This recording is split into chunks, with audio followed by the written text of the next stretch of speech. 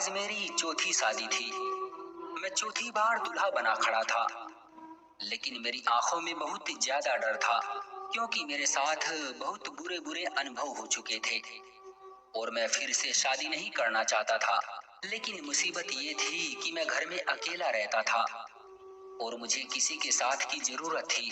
बीमार हो जाता तो कोई पानी पूछने वाला भी नहीं होता था।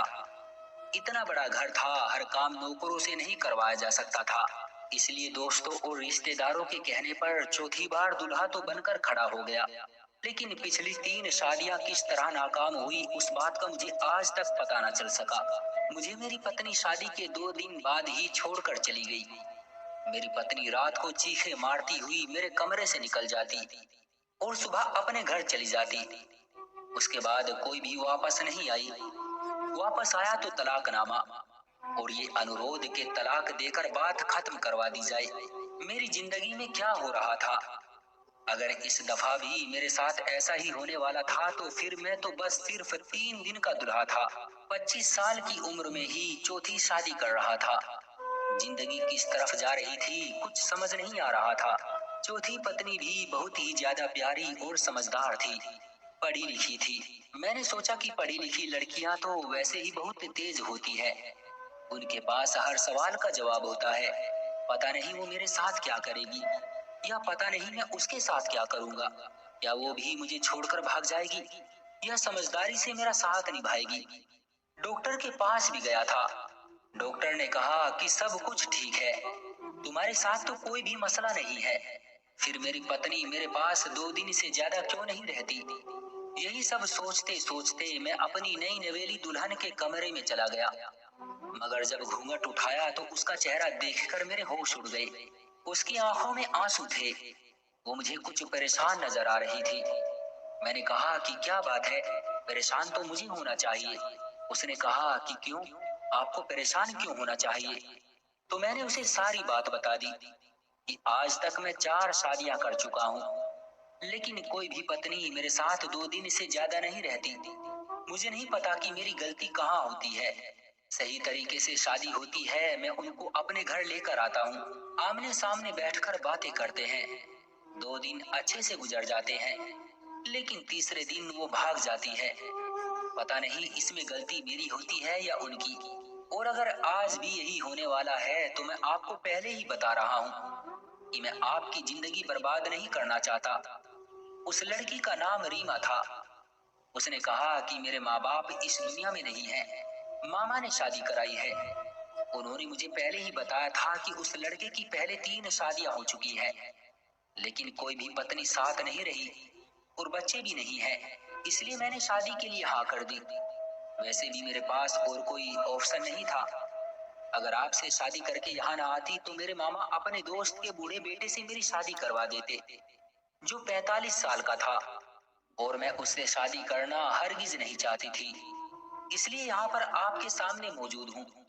पर आप क्या अजीब अजीब सी बहकी बहकी बातें कर रहे हैं।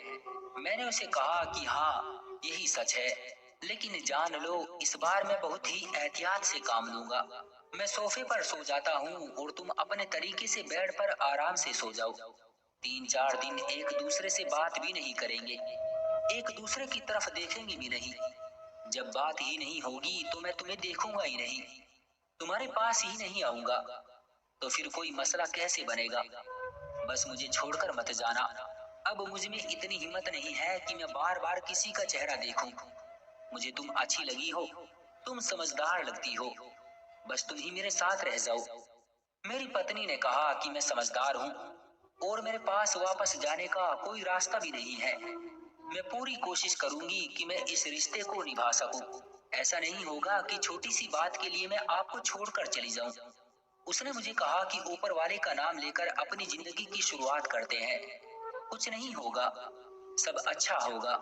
अगर हम एक दूसरे की किस्मत में लिखे हैं तो फिर कुछ गलत नहीं होगा। मैंने ये सब तो किया, लेकिन फिर भी अपनी पत्नी से कहा कि मैं सोफे पर जाकर ही सोऊंगा, क्योंकि मुझे पहले ही 3 पत्नियां छोड़कर जा चुकी हैं। पहले मुझे लोगों ने कहा कि वो तीनों गलत थी, उनका कोई चक्कर होगा, वो तुम्हें पसंद नहीं करती होगी, उन्होंने तुमसे तुम्हारी दौलत के लिए शादी की होगी।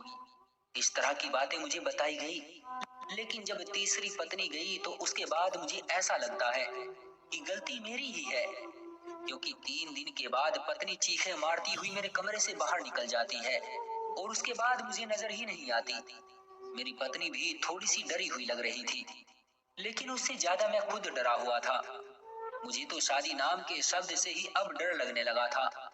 मैं जाकर सोफे पर सो गया। 3 दिन तक अपनी पत्नी के साथ इसी तरह पेश आया कि जैसे उसे जानता ही नहीं हूँ। बार बार वो मुझे बुलाती, उसे कोई काम होता तो मुझसे ही पूछती। उस बेचारी को क्या पता था इस घर की कौन सी चीज कहाँ पड़ी है। लेकिन मैंने उससे कहा कि तुम मुझसे बात भी ना करो, मुझसे दूरी बनाए रखो, बस 3 दिन गुजर जाने दो। मेरी पत्नी भी थोड़ी मुझसे तंग आ गई, लेकिन खैर ये 3 दिन भी गुजर गए। मगर तीसरे दिन की रात ही कुछ ऐसा हुआ कि मैं हैरान रह गया। मैं सो रहा था कि किसी ने मेरे कांधे पर अपने हाथ का दबाव डाला, तो मैं हड़बड़ा कर उठ बैठा और सामने का मंजर देखकर उछल पड़ा। वो मेरी पत्नी थी। मैंने कहा कि क्या हो गया, छोड़कर जा रही हो मुझे? जाने से पहले जगा रही हो? क्या तुम मुझे छोड़कर चली जाओगी? क्या गलती हो गई मुझसे इस बार? मैंने तो कुछ किया भी नहीं है। मैंने अपनी पत्नी को गौर से देखा तो उसके माथे पर एक जख्म लगा हुआ था। मैंने कहा कि क्या हुआ है तुम्हें? किसने किया है तुम्हारे साथ? मैंने किया है क्या, इसलिए तुम मुझे छोड़कर जा रही हो? मैंने एक सांस में सब कुछ बोल दिया। जब मेरी पत्नी ने मेरा हाथ पकड़ा और कहा कि पहली बात तो ये है कि मैं आपको छोड़कर नहीं जा रही हूँ, और दूसरी बात ये कि मुझे पता चल गया है कि आपके साथ मामला क्या है और आपकी पत्नियां आपकी वजह से ही आपको छोड़कर गई हैं। लेकिन मैं नहीं जाऊंगी, मेरे साथ आइए, मैं आपको कुछ दिखाना चाहती हूँ। उसने मुझे अपने पास बैठाया और मोबाइल की स्क्रीन मेरी तरफ की। उसमें शायद उसने कोई वीडियो बनाई हुई थी जो वो मुझे दिखाना चाहती थी। वीडियो देखकर मेरे कदमों तले से जमीन निकल गई और माथे पर पसीना आ गया। दरअसल वीडियो में ये नजर आ रहा था कि अचानक से मुझे कोई दौरा पड़ा था। मैं पागलों की तरह चीजें उठा उठा कर फेंक रहा था और फिर अपनी पत्नी का पीछा करने लगता। फिर शायद मेरी पत्नी जमीन पर गिरी और भागती हुई कमरे से निकल गई। फिर हम दोनों ही वीडियो से गायब हो गए।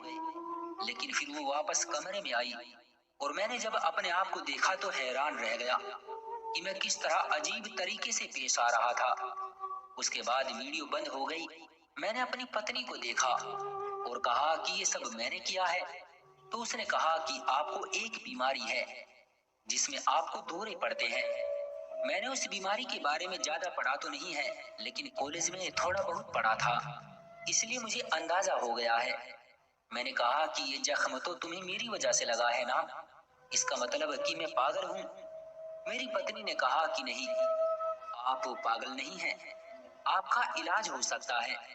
हम डॉक्टर के पास जाएंगे और मैं आपको छोड़कर नहीं जाऊंगी। फिर हम डॉक्टर के पास गए। डॉक्टर ने भी कुछ ऐसी ही बातें बताई। उसने कहा कि ये सब बीमारी किसी को भी हो सकती है। ये बीमारी ज्यादातर औरतों में होती है। इसका नाम हिस्टीरिया है, लेकिन ये मर्दों को भी हो जाती है। आपको भी है और इसकी कोई वजह नहीं होती। अपने दिमाग में अच्छी बातें सोचें, हम आपको दवाई देंगे। अपनी पत्नी के साथ रहें, आपको मोहब्बत की जरूरत है और आप बिल्कुल ठीक हो जाएंगे। और ऐसा ही हुआ। मेरी पत्नी ने मेरा ख्याल रखा। अक्सर उसको जख्म लगे हुए होते क्योंकि मुझे दौरे पड़ते थे और मैं सुबह ये सब भूल जाता था। लेकिन फिर भी मेरी पत्नी ने मेरा साथ निभाया और प्यार मोहब्बत और सेवा से मुझे बिल्कुल ठीक कर दिया। और फिर काफी अरसा गुजर गया कि मुझे कोई दौरा नहीं पड़ा। उसके बाद हम लोगों ने भी नॉर्मल लोगों की तरह रहना शुरू कर दिया। दरअसल मुझे वाकई इतने खतरनाक दौरे पड़ते थे कि मेरी आवाज भी बदल जाती थी और मैं बिल्कुल पागल सा हो जाता था और सामने वाले पर हमला कर देता था। लेकिन मेरी ये वाली पत्नी समझदार थी, जिसने सब कुछ बर्दाश्त किया।